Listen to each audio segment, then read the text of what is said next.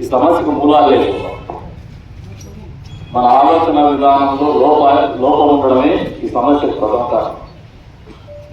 ఇందాక సోదరుడు చెప్పినాడు పవన్, రియల్ ఎస్టేట్ వేస్తే వెంచర్ వేస్తే అప్రూవల్ వచ్చేసరికి టైం పడుతుంది. మీ ప్రథమ సమస్య ఏమంటే అడ్వాన్స్ ఇచ్చేసి డబ్బులు కలెక్ట్ చేసి వ్యాపారం చేద్దాం. అది రియల్ ఎస్టేట్ కాదు, అది రియల్ ఎస్టేట్ కాదు. ఫస్ట్ ఆఫ్ ఆల్ మీరు ఆలోచన చేసుకోవచ్చు. రెండోది, అది ఎందుకు చెప్తున్నానంటే మీరు ఆ రకమైనటువంటి ధోరణి ఆలోచన ఉన్నప్పుడల్లా రూపాయి సొమ్ము 2 రూపాయలు కొంటారు. ఎందుకంటే అడ్వాన్స్ టోకన్తో ఇచ్చేస్తారు, గీతలు గీస్తారు, కలెక్ట్ చేసుకుంటారు, వాళ్ళ డబ్బులు వాళ్ళు పెడతారు. నీకు పోయేది ఏం లేదు. మీ దగ్గర కొన్నాడు మాత్రం మోసపోతారు, నష్టపోతారు. మీకు మనసులో రావాల్సిన భావన ఏంటంటే ఈ మీటింగ్ ముఖ్య ఉద్దేశం ఈ ఊరు రాదు. ఇక్కడ ఉండేవాళ్ళు రాజకీయాలు పక్కన పడేది, పార్టీలు పక్కన పడేది, మనమంతా కలిసి బతుకుతాం. ఎలక్షన్లో 3 నెలలు ఎలక్షన్ చేసుకుంటాం.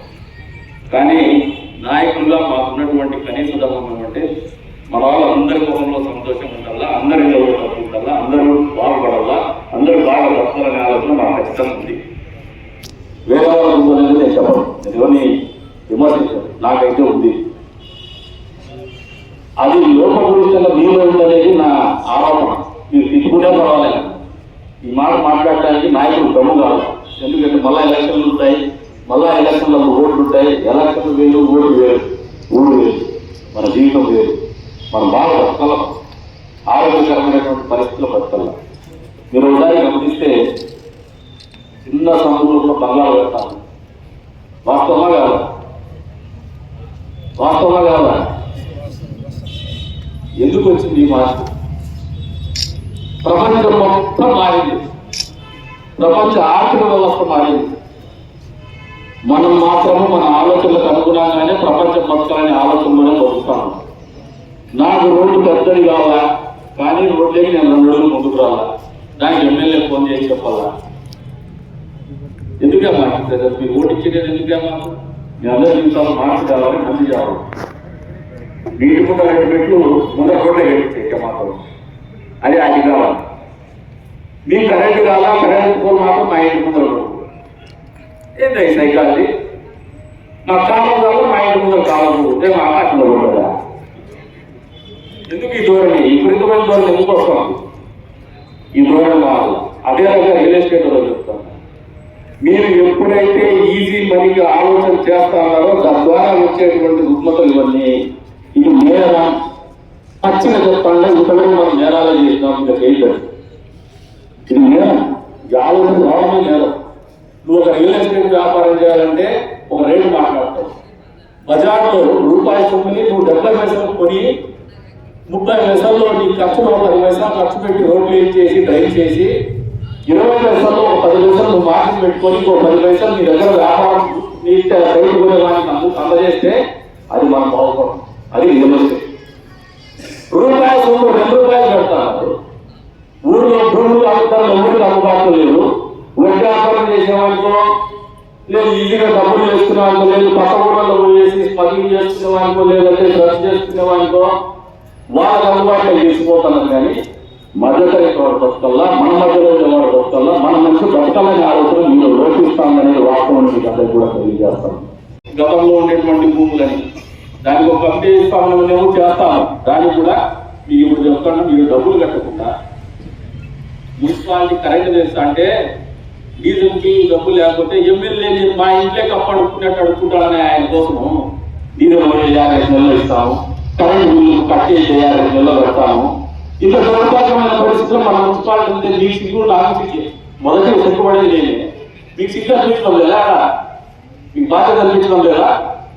ఎందుకు బతకాలేమా మీ బతుకు? మనం కరెక్ట్ గా లేఅవుట్ బయట ప్రాంతంలో భూమి కొనేటప్పుడు లేఅవుట్ లో ఉంటే వాడు రోడ్లు వేస్తాడు, కాలువలు వేస్తాడు, కరెంట్ కట్టాడు, మున్సిపాలిటీకి రూపాయలు డబ్బులు కడతారు. ఆర్థికంగా అది బలం ఉంటే మనం బలం ఉంటాం, మన ఊరు బలం ఉంటుంది. ఇది ఎందుకు అర్థం కావాలి మీకు ఎవరికి? మున్సిపాలిటీ డబ్బు కట్టాలంటే ఏదో వేరే వారికి డబ్బులు కట్టాడు. ఎందుకు అంత బాధ్యత రహితంగా ఎందుకు ఆలోచన చేస్తాను? ఇల్లు కడతాను, ఇట్స్ ఎమోషనల్ బాండింగ్. భూమి అంటే ఇల్లు అంటే ఒక ఎమోషనల్ అటాచ్మెంట్. అది లైఫ్ లో ఒకేసారి పెళ్లి చేసుకుంటాం, లైఫ్ లో ఒకటి రెండు సార్లు ఇల్లు కట్టచ్చు, శివకార్యం లేదంటే ఒకసారి ఇల్లు కట్టాం. కట్టేటప్పుడు తప్పుగా దాంట్లో పోతే మనం కూడేయాలి. అక్కడికి పోయినాక ప్రశాంతం ఉండదు. మనం ఎవడు ఫోన్ చేస్తాడు. చాలా మందికి ఈ మధ్యలో 6 నెలలు తింటున్నారు. కొంతమంది రాత్రి ఫోన్ వస్తే స్టేషన్ నుంచి ఫోన్ వస్తే నిద్ర రావడం లేదు, భయపడతారు. ఎందుకు అంత భయం? తప్పు చేయకపోతే ఎందుకంటే భయం? ఆర్ఎంపీ రోడ్లలో ఇల్లు కడతారు.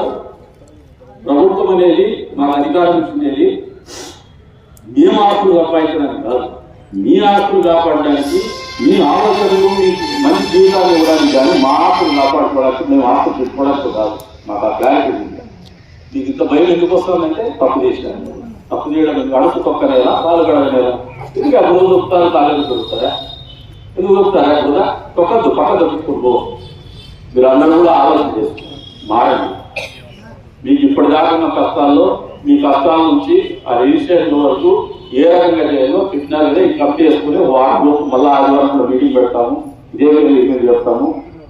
ఒక పరిష్కారము మీకైతే ఇస్తాము. రిజిస్ట్రేషన్ కూడా జరిగే రకంగానే పరిష్కారం ఇస్తాము. నెగిటివ్ అయితే ఇవ్వము. కాకపోతే మీరు ఇంతే కదా అనే ధోరణికి వస్తే మాత్రము వచ్చే రోజుల్లో మాత్రం మీరు మారకపోతే మాత్రం ఇంకా 4 సంవత్సరం టైం ఏదైనా వాళ్ళు ఎత్తుకుంటా అన్నారు.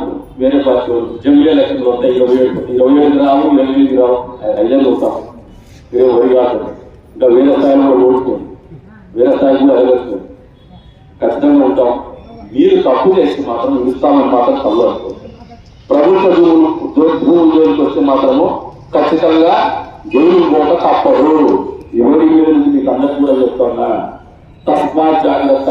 ప్రభుత్వ భూమి ఎక్కడన్నా ముట్టుకున్నా, వంకపర భూములు ముట్టుకున్నా, వాటర్ బాడీస్ ముట్టుకున్నా, ఎన్ఓసీలే 20 ఎకరాలు 30 ఎకరాలు గుట్టలు తీసుకున్నారా? ఎక్కడ తెస్తారా ఎన్ఓసీలు? ఎట్లా వస్తాయా? మీకు కొన్ని డబ్బులు ఇస్తారు, తీసుకుంటారు. నేను భవిష్యత్తులో ఇంజనీరింగ్ కాలేజ్ కావాలంటే మన ఊరు అడిగినా ఇంజనీరింగ్ కాలేజ్ కావాలి, భూమి ఉంది అని ఖచ్చితంగా ఇస్తాం. భూమి ఇట్లా భూములు కొట్టేస్తే లేకపోతే ఇంజనీరింగ్ కాలేజ్ కావాలన్నా లేకపోతే ఇంకోటి కాలేజ్ కావాలన్నా భూములు ఉంటాయి. ఆ ప్రభుత్వ భూములు వాళ్ళు 2 రోజులనే మన భూములు లేకపోతే ఏం చేస్తారు? నెప్పులు పెట్టుకుంటారు. ఏమన్నా ఆలోచన చేయండి. మీరు మారండి కొద్దిగా. నేను అందరూ కూడా మళ్ళీ చెప్తాను, పిలవడానికి వచ్చినారు, మీ అభిప్రాయాలు ఇచ్చినారు. మేము కూడా ఓపెన్ మైండ్ ఇచ్చినాం. ఈ సంవత్సరాన్ని మాకు తెలిసిందేదే. కాకపోతే there should be some checks and balances. Just like that మిమ్మల్ని అలౌ చేస్తే రేపటి నుంచి జరిగేది ఏమంటే ఎంఆర్ఓ గారికి ఫుల్ పుష్కలంగా క్యాష్ ఇస్తారు, కమిషనర్ గారికి ఫుల్ పుష్కలంగా క్యాష్ ఇస్తారు, సబ్ రిజిస్టర్ ఆఫీసర్ గారికి ఫుల్ పుష్కలంగా క్యాష్ ఇస్తారు. వాళ్ళు తీసుకుంటారో లేదో నాకైతే తెలుసు. కానీ తీసుకోకపోయినా మీరే కన్వీన్ చేసి జోబుల్లో పెట్టడం ఏదో ఒకటి చేస్తారు. మళ్ళీ తండ్రి మొదటితో వస్తుంది.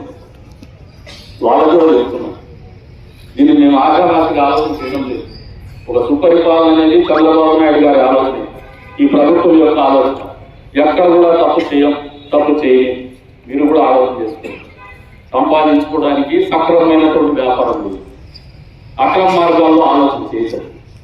మీరు వ్యాపారం చేసేటప్పుడు మీకు ఇప్పుడు మళ్ళీ చెప్తానా, మీరు టోకెన్ అడ్వాన్స్ తో భూములు కొనాలన్నప్పుడు రేట్లు పెరుగుతాయి. అది వాస్తవంగా నేను ఇంట్లోకి వదిలేస్తానని నేను మాట్లాడే మాటలు వాస్తవం కాదని నేను ఇంట్లోకి వదిలేస్తాను. టేబుల్ మీద డబ్బులు పెట్టి పావులాభాగం డబ్బులు పెట్టి అగ్రిమెంట్ చేసుకుని నేను భూమి కొట్టాలంటే రేట్లు తగ్గుతాడు. 3 నెలల లోపల 6 నెలల లోపల డబ్బులు కట్టాలని చెప్పి అగ్రిమెంట్ చేసుకుని ఎందుకు తగ్గవాడు? తగ్గుతాడు. మీరు మంచి లేఅవుట్ చేయండి, బాగా ఎదగండి, పెద్ద బిల్డర్స్ ఎదగండి. వచ్చే రోజుల్లో బీసీ సెంటర్ల మీద చాలా పొటెన్షియల్ ఉంటుంది ఈ రాష్ట్రంలో. ఎదగండి, వ్యాపారం చేయండి, ఊళ్ళో కొత్త డబ్బు రానియండి, భవన నిర్మాణాలకు ఉపాధి ఉండలేండి. మీ దగ్గర రియల్ ఎస్టేట్ బ్రోకర్లు ఉండే వాళ్ళకి నా డబ్బులు రానియండి. ఎక్కడా తప్పు కాదు.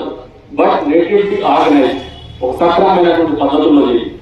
అంతేగాని మేము ఏం చేసినా ఎమ్మెల్యేలు భయపడిపోవాలా, రాజకీయ నాయకులు భయపడిపోవాలా, అధికారులకు డబ్బులు ఇచ్చేస్తాం లేదంటే అధికారులకు బెదిరిస్తాం అంటే మాత్రము ఈ ప్రభుత్వంలో జరగదు, కుదరదు అని ఖచ్చితంగా కుండ పద్ధతులు కొట్టినట్టు మీకు అందరికీ స్పష్టం చేస్తాము.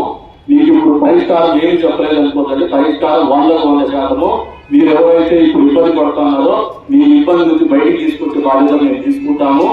కాకపోతే ప్రభుత్వ భూముల్లో మాత్రం ఇటువంటి పరిస్థితుల్లో కూడా మీరు తప్పు చేసింటే దాన్ని ఎన్నికేసుకొచ్చేటువంటి పరిస్థితులు మాత్రం అధికారం దగ్గర ఉండదు, నా దగ్గర కూడా ఉండదు. మీరు ఇంత పుణ్యోపరాన్ని జరగదు. మిగతా చిన్న సమస్యలు ఉంటాయి, 50 సెంట్లు అవన్నీ మీరు చేసుకునే దాన్ని బట్టి ఫెసిలిటేట్ చేస్తాం. 50 సెంట్లైనా 10 సెంట్లైనా 20 సెంట్లైనా వీఆర్ నాట్ అగైనెస్ట్ దట్. మాకెక్కడ వ్యతిరేకం లేదు, కానీ మా ఊళ్ళో సజావుగా జరగాలి, ఊళ్ళో గౌరవంగా జరగాలి, ఒక పద్ధతిలో జరగాలి. పద్ధతి ఇచ్చి మీరు ఆలోచన చేసి పద్ధతి అనే ధోరణి మాత్రం విడనాడాలని చెప్పేసి కోరుకుంటున్నా. అందరికీ కూడా మళ్ళీ మనస్ఫూర్తిగా చెప్తున్నా, మీ సమస్యకు పరిష్కారం వచ్చే ఆదివారం నాడు ఖచ్చితంగా మేమందరం ఇక్కడే కూర్చొని వెల్లడిస్తాం. మీకు రిజిస్ట్రేషన్ జరుగుతాయి, కానీ పద్ధతిగా జరుగుతాయి. ప్రభుత్వ భూములు మాత్రం జరగవు. 09 గురించి సోదరు చెప్పింది, తహసీల్దార్ గారికి ఆర్టీఓ గారికి కూడా చెప్తున్నాయి. చాలా డెవలప్ ఏరియా, అక్కడ హౌస్లు ఉన్నాయి, మీరు పోయి చూడండి, దాన్ని ఫెసిలిటేట్ చేయండి. హౌస్ మీ చేతులు నా స్థాయిలో పనిచేసి ఉంటుందా నేను చేయడానికి సిద్ధంగా అని చెప్పేసి చెప్తాను. అంతేకాకుండా నియోజకవర్గం కట్టగా ఏమి ఉండవు. ఎలక్షన్ అయిపోయింది, ఎప్పుడు గెలుస్తాం. అదే మరి గతంలో ఇచ్చిన అభ్యర్థులు కూడా చేస్తాం. మేము మమ్మల్ని వ్యవసాయం ఓడించినప్పుడు ఇదే చెప్పి ఎవరో గెలుస్తాం. మా పార్టీ 10 మంది పోటీ చేసినా మిగతా వాళ్ళంతా ఓడిపోతారు. నేను కావచ్చు, ఇంకోటి కావచ్చు. ఇదొక బాధ్యత మాకు ఇచ్చింది. 5 సంవత్సరాల పాటు మా మంచి చెడు, ఈ ఊరికి మంచి చెడు నువ్వు చూడని చెప్పి మాకు అప్పగించిన బాధ్యత. ఊళ్ళు దగ్గర పెట్టుకొని బతుకుతాను, మీ ఆలోచన విధానం చేస్తాను, మీరు బెదరపడతారు. మొదటిగా ఫ్లాట్ రిజిస్ట్రేషన్ పడ్డానే ఫస్ట్ వేసి ఎమ్మెల్యేకి డబ్బుల కోసం చేస్తారు. వాస్తవంగా కాదు. రెండోది రాజకీయంగా కష్టపెట్టుకొని చేస్తారు. మూడోది ఈ ఊరిలోనే వేరే ఊరిలో ఉండేది మతం పేరు నుంచి వస్తారు. ఏం చేస్తుందా మతం ఏం చేస్తుందా? నాకు మతం కులం లేవు, పత్రిక చెప్తాను. నేను ఎప్పుడు మతాన్ని కులాన్ని నమ్మలా. మనిషిని నమ్ముతారు, మంచి ఆలోచన నమ్ముతారు. మాకు ఎవరి మీద కోపం ఉండదు.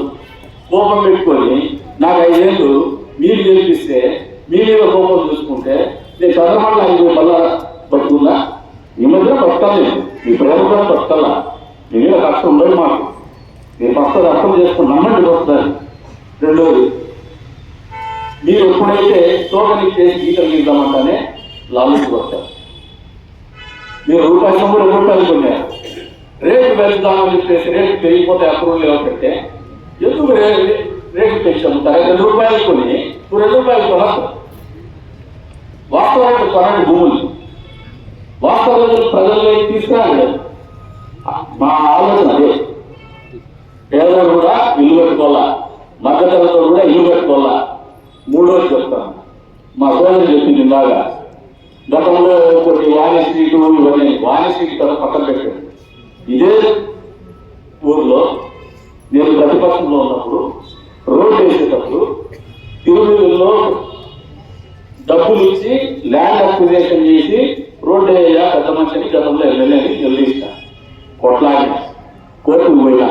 నేనే పోయినా బా ఆ రోజు నా మీద నిలబెట్టిందేమంటే ఆయన కాంప్లెక్స్ కొడతారు. నా కాంప్లెక్స్ ఫ్రీగా రాసిస్తాను చెప్పేసి ఆలోచిస్తున్నాడు. నాకు పరిహారం కొడతారు, కానీ ఈ పరిహారం ఇవ్వండి.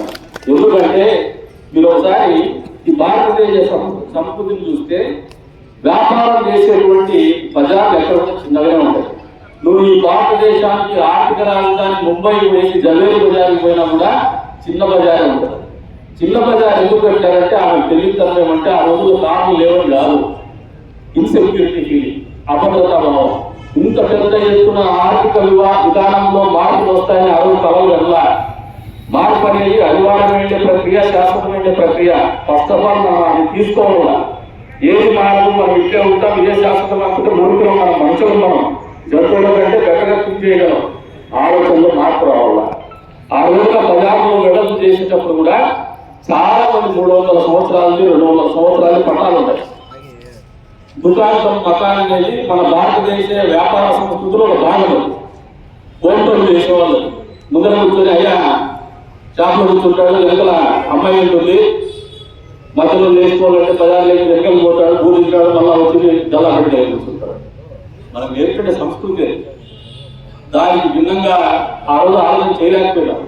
ఈరోజు రోడ్డు వెడల్పు చేయాలంటే ఆదా పెంచడం, వాళ్ళని పగలగొట్టేసి వాళ్ళకి ఇల్లు లేకుండా చేసి నిరాశ్రయం చేసి డబ్బు బాగా ఖరీదైనటువంటి ప్రాంతాలవి వాళ్ళకి టీడీఆర్ ఇస్తామంటే టీడీఆర్ అనేది ఆ రోజు రాజధాని లేదు. జగన్మోహన్ రెడ్డి ఆ రోజులో ఎక్కడ రాజధానిలో తెలియదు, ఎక్కడ పెడతాడో తెలియదు. ఆ ట్రాన్స్పోర్టబుల్ డెవలప్మెంట్ రేట్ అమ్ముకోవాలంటే దానికి రేట్ రావాలి. రేట్ రావాలంటే ఏదైనా జరిగి ప్రత్యేకంగా ఈ రాష్ట్రంలో ఆ రోజు అభివృద్ధి లేదు. ఎక్కడ ఆకాశ మరణాలు, స్కై స్క్రాపర్స్ ఎక్కడ కట్టడం లేదు. మీరు టీడీఆర్ రోడ్ చేసుకోవాలంటే 4వ ఫ్లోర్ 5వ ఫ్లోర్ కూడా టీడీఆర్ రోడ్ చేసుకుంటాడు, కానీ సెకండ్ ఫ్లోర్ టీడీఆర్ రోడ్ చేసుకుంటాడు. ఇవన్నీ నేను అవ్వకుండా అంటే రాజకీయంగా అభివృద్ధికి వ్యతిరేకమో అని చెప్తున్నాను. నేను ఎప్పుడు అభివృద్ధికి వ్యతిరేక ఊరు మారేదా ఇక్కడ పుట్టాను. మీరు ఒక్కటి ఆలోచన చేసుకోవాల్సింది ఏమంటే రాజకీయాలు అనేది ఒక లైన్ అంతే. మనం జీవితం అనేది ఊరు అనేది ఖచ్చితంగా మనకు శాశ్వతం.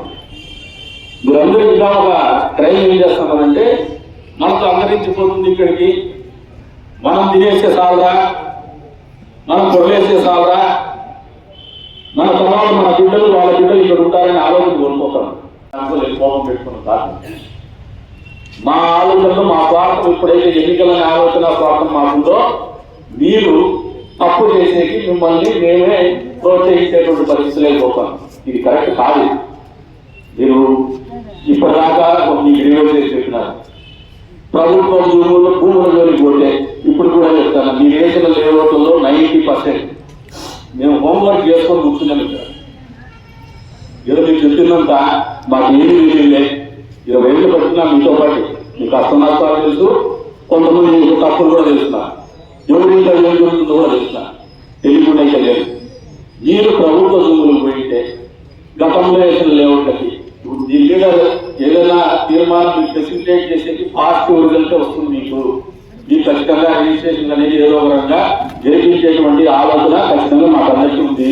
కాకపోతే ప్రభుత్వ భూములు కొట్టేసిందే దాంట్లో ఏ రకంగా దాన్ని మనం నియంత్రించాలనేది అధికారులు ఇంకా కొద్దిమంది ఇంకా పెద్ద చేసినారు. కమిటీ ఏమని చెప్పేసి 100% కమిటీ వేస్తాం. కమిటీ వేసి పుర ప్రముఖులు కూర్చోబెట్టి ఇంకా వాళ్ళు చెప్తున్నారు ఈ ఊరిలో జరిగేటువంటి అభివృద్ధి కూడా ఖచ్చితంగా పుర ప్రముఖుల్ని సంప్రదించే కార్యక్రమాలు చేసేటువంటి వాళ్ళ సలహాలు తీసుకొని డెవలప్మెంట్ చేసేటువంటి సంస్కృతికి నాణ్యం భరిస్తాము మేము. అందులో మొదటి ఈరోజు పడింది. భవిష్యత్తులో మళ్ళీ ఏ కార్యక్రమం చేస్తాం ఊరు గురించి దానికి తిరుగులు చెప్పినారు. 100% తిరుగులు గొడవలు పెట్టాయి. ఇప్పుడు చెప్తున్నాయి వేడి మీద నుంచి దానికి ఒక పక్కా ప్రణాళిక చేస్తాం. పక్కాగా భూములు కొలిపే వాళ్ళకు ఆకులు కొలిపే వాళ్ళకు డబ్బులు ఇచ్చి మరీ చేస్తాం, కానీ టీడీఆర్తో అయితే చేయలేము. టీడీఆర్ ఇచ్చిన వాళ్ళకి వర్కౌట్ కాదు. ఇది మీకు మాటిస్తున్నాము అంటే ఎంత ఖచ్చితమైనటువంటి నిర్దిష్టమైనటువంటి అభిప్రాయాలతో మేము ముందుకు పోతానో మీరు అర్థం చేసుకోమని చెప్పేసి కోరుతాను. ఆశామాషిగా క్యాజువల్ టాక్స్ టీఎంఎల్లోనో అడుగు మీద నుంచోనో మీరు చేసేటువంటి కామెంట్స్ భయపడైతే నిర్ణయాలతో నిర్ణయాలు అనేవి ఈ ఊరు బాధ కోసం తీసుకునేటివే ఉంటాయి, మన అందరి బాధ కోసం తీసుకునేటివే ఉంటాయి. భవిష్యత్తులో మన బిడ్డలు ఉన్నత ప్రమాణాల్లో బతికే విధంగానే ఉంటాయని కూడా మీరందరికీ కూడా చెప్తున్నా. ఇప్పటిదాకా చేసి కాదు, భవిష్యత్తులో మాత్రం ఈ తప్పుదాన్ని చేయొచ్చని చెప్పేసి కూడా మీరందరికీ కూడా తెలియజేస్తాను. తప్పుదాన్ని చేస్తే నేను ఉన్నంత వరకు, నేను ఎమ్మెల్యే ఉన్నంత వరకు మాత్రం స్పేర్ చేయము. అధికారులకు కూడా చెప్తాను, సీరియస్ గా తీసుకోండి. మా పార్టీ వాడైనా ఏ పార్టీ వాడైనా కూడా ప్రభుత్వ భూములు వెలువచ్చినా ప్రభుత్వ భూములు చేయబెట్టినా ఫస్ట్ ల్యాండ్ గ్రాబింగ్ యాక్ట్ పెట్టి లోపలేమని చెప్పేసి చెప్తాను. మేము ఎక్కడ చేయలేదు. మీరు కూడా ఇవన్నీ గ్రహించుకుంటే మంచిది. ఎందుకంటే ఎమ్మెల్యే కొన్ని డబ్బులు ఇస్తే బాయలే, ఎమ్మెల్యే దగ్గర ఉండే వారికి డబ్బులు ఇస్తే సరిపోతుందిలే, వాళ్ళు అడ్జస్ట్ చేసుకుంటారు అనే మూడులో మీరు ఉంటే మాత్రం మీకు మధ్య ప్రయోగించిందనే ఆలోచన చేసుకుంటాం. చాలా సీరియస్ తీసుకుంటాం. ఏమే ఊరు అంటే ఊళ్ళో కూడా వస్తే అసలు ఈ రియల్ ఎస్టేట్ గురించి చెప్తా అంటే నాకు తెలిసి అధికారులు తీసుకుపోతాను. ఏంటి ఈ ఊర్లో ఈ కల్చర్ అని చెప్పి 80% రియల్ ఎస్టేట్ ప్రభుత్వ భూములతో చేసినారా, 20% వ్యాపార ప్రైవేట్ భూములతో చేసింది. ఆ ప్రైవేట్ భూముల్లో కూడా లిటిగేషన్ అది అన్ని చోట్ల ఉంటారు. రియల్ ఎస్టేట్ అంటే చిన్న సమస్యలు ఉంటాయి, మాట్లాడుకుంటారు, కూర్చుంటారు, ఓ రూపాయలు పుచ్చుకోవడమో లేదంటే డబ్బు తీసుకోవడమో ఆర్బిట్రేషన్ ఏదో పెడతారు. చట్టాలు లీగలే, దాన్ని ఎవరు తప్పుడు పట్టం లేదు. మీరు చేసే తప్పుడు పనులు దొంగ రిజిస్ట్రేషన్లు, బొగనాసి తీసుకొని ఒకటి ఫోటో పెట్టి ఇంకోటి ఫోటో పెట్టి చేయడము, ఏమన్నంటే మా తెలియక పెట్టి అనడము, సంతకం పెట్టి వచ్చేవానికి ఫోటో గుర్తుపెట్టే కాదు. గుర్తుకుండా అక్కడికి తెల్లా అన్నమాట కామన్ సెన్స్ వద్దు. ముఖం చూసేదల్లా ఇవిడేది సంతకం పెట్టేకి వచ్చాక ముఖం చూసే రాదంట. నవ్వేడే face recognition is the technology. ముఖం చూసి బోర్డింగ్ పాస్ తీసుకొని చక్కగా వెళ్ళిపోతాను. సెక్యూరిటీ చెక్ కూడా అవసరం లేదు. విజయయాత్రలు పెట్టున్నారు. అంత అడ్వాన్స్ టెక్నాలజీకి వెళ్ళిపోతాను. మనం ఆయన చెప్తాడు ఇలాగా ఒక చోట అక్కడ పెట్టి ఇంకో చోట ఇక్కడ పెడతా అంటే రెండు అసెస్మెంట్ నెంబర్లు అంటే చదువుతున్నాయని అడుగుతాను. మీరు రెండు ఆస్తులు కలిపినా ఒకటే అసెస్మెంట్. మీకు ట్యాక్సేషన్ అంతే వస్తుంది కదన్నా ఏరియా వైపు. నేను పెండా మీరు పేరు మీద ట్యాక్స్ నీకే ప్రాబ్లం. ఇదే గవర్నమెంట్ వాళ్ళంతా అంటే గవర్నమెంట్ క్వార్టర్స్ కాదు, ఆయన అయ్యవారు కొరికాడని చెప్తాను నేను. మీ జనకులలో నేను చెప్పేస్తా, నీకే ప్రాబ్లం అది. Technology will not allow. నీ పేరు మీద భూమి నువ్వు పంపిస్తేనే అసెస్మెంట్ కి టెక్నాలజీ తీసుకుంటారు. ఆ టెక్నాలజీ తీసుకుంటేనే వాల్యుయేషన్ వస్తుంది, మన ఎఫిషియన్సీ లెవెల్ పెరుగుతుంది. పనిచేసేటువంటి 10 గంటలు పని చేస్తే 30 గంటలు అవుట్పుట్ ఇవ్వగలుగుతాను. చదువుకున్నటువంటి వాళ్ళు మీరే ఇంత మూర్ఖంగా ఆలోచన చేస్తే వాళ్ళు ఏమయ్యా అయిపోయేది? వాళ్ళందరూ ఏ ముద్రలు ఎక్కుంటారు, రియల్ ఎస్టేట్ ఈజీ మనీ దాంట్లోనే కనపడతాను. మీరు మారాలా, మీరు ఇంకా మోటివేట్ చేయాలి. కానీ మీరు ఖచ్చితంగా బిల్డింగ్ కడతాను. ఎందుకు వచ్చిందంటే బాగా డబ్బులు సంపాదించేసి అలవాటు తప్పు కాదు, రావాలా ఇంకా బలపడాలి. మరి ఇటువంటి మార్పులు వచ్చినప్పుడు కూడా మీరు చేసే వ్యాపారంలో ఎందుకు మార్పులు చేసుకోలేకపోతారో, ఎందుకు ఓపెన్, నేను ఫస్ట్ మీటింగ్ మొదలు పెట్టామని చెప్పిన, మేము ఎక్కడ నిర్ణయాలు చేయలేదు, ఓపెన్ మైండ్కి వచ్చినాము. మీకు ఎందుకు ఓపెన్ మైండ్ లేదు? ఏం ఓపెన్ మైండ్ అనేది నాయకుడికి మాత్రమే కావాలా, అధికారులకు మాత్రమే కావాలా? మాకైతే సబ్ రిజిస్టర్ ఆఫీస్లో డబ్బులు చెప్తారు, మీరు ఇస్తే తీసుకుంటారు. వాళ్ళు మనమే అలవాటు చేస్తాం. చెప్తానంటే మొదటి ముద్దాయిలు మేమే ఫస్ట్ మా దగ్గరికి వచ్చేది, మా అనుయాయులు వస్తారు, మేము కొట్టేస్తాము, నువ్వు చూస్తా ఉంటే ఇంత డబ్బులు వస్తాయని మాకు చెప్తారు. నేను ఒక్కిస్తారు, మేము ఉండకూడదు. అట్లా మీరు కూడా ఉండదు. ఎందుకు రైతురాయలు బిజినెస్ చేయండి, రూపాయలు 70 పైసలుగా కొనుక్కోండి, పావులు అతనికి అడ్వాన్స్ చేయండి.